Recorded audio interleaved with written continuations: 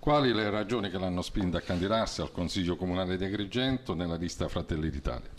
Le ragioni che mi hanno spinta sono quelle di cittadina arrabbiata e stanca di non essere ben rappresentata, per cui questa volta e per la prima volta ho deciso di scendere in campo perché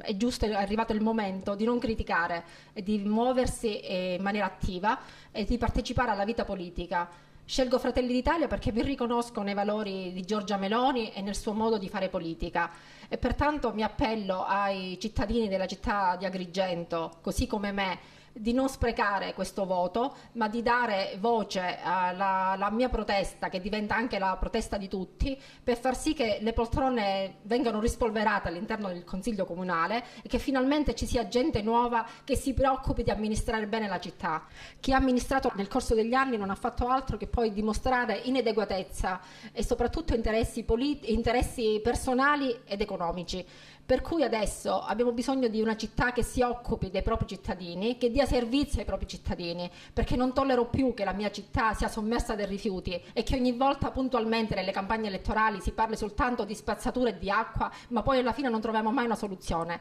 È impossibile, è impensabile che ancora nel 2015 non si faccia una raccolta di rifiuti differenziata. È impossibile pensare di dare soltanto rifugio agli immigrati e di non pensare alla nostra gente che versa in condizioni di indigenza, all'assistenza ai nostri anziani che tutt'oggi devono soltanto rifarsi alle risorse familiari, ai nostri portatori di handicap che oggi non hanno i servizi adeguati. Per cui io mi appello e voglio semplicemente dire ai miei concittadini